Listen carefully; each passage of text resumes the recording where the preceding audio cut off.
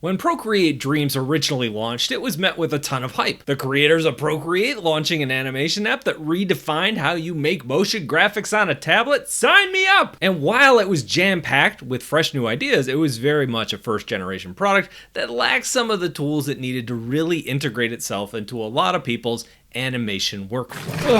And with the release of Procreate Dreams 2 last month, they're looking to change all that. This isn't just an iterative upgrade, this is an overhaul. I should point out at the beginning of the video, this isn't going to list of every new feature sort of a video. This is more my experience trying to move my workflow from what I've been using over to Procreate Dreams to kind of see what it does well and what it doesn't do well, and your mileage may vary. Everybody works a little differently, right? So some of the new changes are under the hood. It's bringing over the brush engine from the latest Procreate update, so all of those brushes, they're all here right now. You can pinch out on the brush palette and see all the new ones, or even go back to all of the old ones. Some of the tools are crazy helpful, like the addition of the lasso tool and some of the transformation tools from Procreate. They are here now, and that is a huge time saver for me. Some of the features, like the new flipbook, have been completely overhauled and rethought from the ground up. And there are little tweaks all over the place,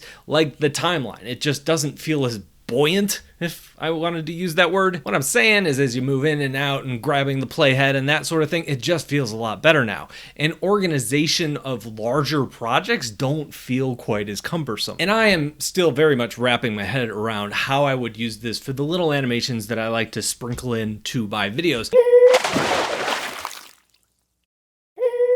A lot of them would work super well here. Others, I'm still leaning very heavily on Adobe Animate, which is the main animation program that I use for my stuff. And over the last 2 years or so since Dreams came out, I would find myself going back every few months, trying it again, trying to figure out how I can fit my workflow into that application with mixed results. For example, I found that I really enjoyed storyboarding in Dreams. Figuring out the pacings of animations was really fun, but I didn't enjoy the process of bringing those animations to completion in Dreams. Like, here's an example. This is a clip from a video I made about Blender last year. I haven't learned everything about Blender. I haven't beaten all the bosses yet, but I've gotten a lot better at dodging.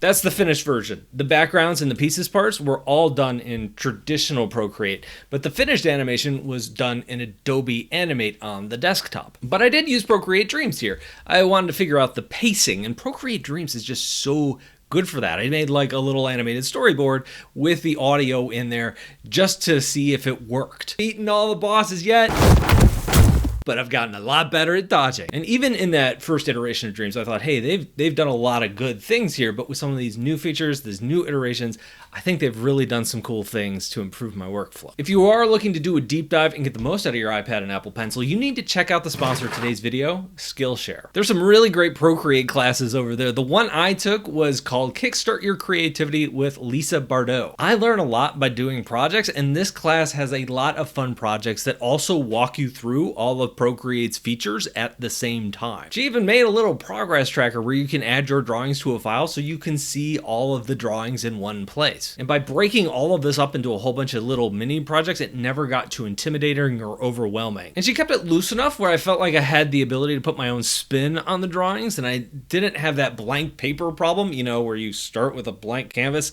and you're like, what do I draw today? It was so good for that. Skillshare has world-class creatives like pro illustrators, renowned designers, successful entrepreneurs. It's the best place to learn or pick up a new hobby. If you're looking to reconnect with your creativity, Skillshare is where humans come to learn from other humans. The first 500 people to use my link down below in the description or scan the QR code on the screen right now will get a 1-month free trial of Skillshare. Now, the first thing I noticed in this new Dreams was the drawing space. I mentioned before how they're pulling in a lot of Procreate's new brushes, but in general, the drawing space really feels like you're using regular old Procreate now. Your tools, your brushes, they're all in the right place. Everything just feels very familiar. Now, along the top on the left-hand side, we have things like our filters, things like blurs, our adjustments, but they are bringing over the selection and transformation tools from regular Procreate as well. That is a game changer for me. Now I feel like I'm really using this the way I use Procreate. There are some things that are not in here yet from vanilla Procreate, like the ability to snap a shape into a square or a circle or a line. I found myself often waiting for the circle to appear because it feels like Procreate so much that I forgot at times that I was actually still in Dreams. But my absolute favorite part is how I can just drag and drop my Procreate files into Dreams. I have so many projects that I've already started or that are ongoing that it just saved me a ton of time to just grab them and pull them in here. It doesn't flatten them. All my layers are there. If there's animations, it pulls that into there. Some of those animations are a little bit off. For example, some of the like spacing and keyframes are a little bit different, but you can go in there and add that stuff yourself. Now, the way keyframes are done in animation hasn't changed that much, but that's still one of my favorite parts from the original version of Dreams, and I think they've added a little bit to it here. Bring in a big drawing that goes off the canvas, I add a keyframe here, pan up on it, I can add another keyframe, maybe zoom into another part of the image. When I mentioned before how I like to use this for pacing, this is the sort of thing I'm talking about. I'm usually working from an audio file and I'm trying to figure out those little things here and there. How long should I hold this shot? Should I zoom in here to add a little bit more interest because he's talking a little too long? And sometimes I'll crop my audio too short and I won't have time to actually have the character do the goofy, funny thing that I was looking to do,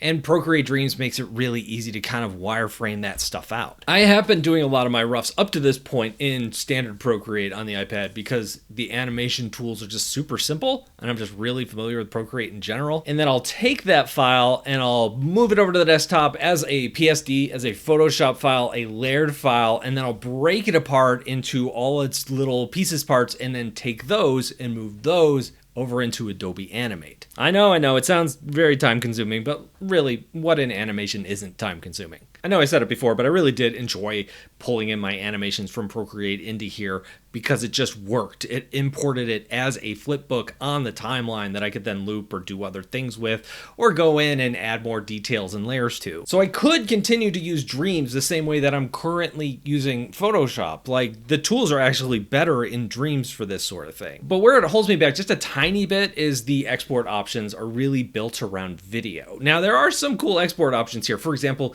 you can export a video with a transparent background. I haven't figured out a practical way to use that yet, but it is in the back of my mind. I have a feeling that's going to come and pop up at some point. Now, that new flipbook feature is one of those features that they've completely overhauled in Dreams. It is way better now. Not only does it have each frame with its own layers like packed into it, like each layer is kind of a Procreate file, a layered Procreate file, but the flipbook itself has its own layered timeline. This dramatically increases the flexibility here, and I love it. Now, my workflow specifically, the thing that I was kind of running into is that I can't quite do everything in Dreams, and since Dreams exports that final video for me, I need some files to work with in Adobe Animate first before I pull it over. So this is probably a good place to put this section, things that didn't work for me. So disclaimer, this is about how I work. I'm just one guy noodling away for sight gags on a YouTube channel. I am in no way a pro, so my workflow is probably going to be a lot different than yours. But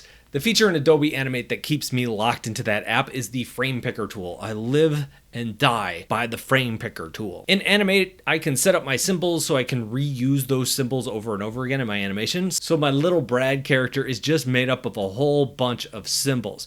Every mouth shape is a symbol. Every different facial expression, a symbol. Every time his eyes blink or get bigger, that is a symbol. The body poses, those are all symbols. And what the frame picker tool lets me do is swap out those symbols on a frame by frame basis. So I move my header on my timeline and I pick a new frame to change the facial expression or the pose the character is in. And this is also how I do all of my lip syncing. It is a huge time saver. I don't want to be sitting there redrawing a mouth frame by frame by frame. Same with those body positions. 80% of the body positions that I use in any given video are pre-drawn. I already had them. They're in my library. And then I just go in and I draw those new body positions as I need them, and I add them to my library to use again in future videos. And all of this together is how I make 1 or 2 videos a week instead of 1 video a month. Okay, Brad, what does this have to do with Procreate Dreams? Standard Procreate lets me export a layered Photoshop file. So when I create an animation in there, I have a Photoshop file, I export it to the desktop, and everything is layered. Every layer is a different body position. One layer might be a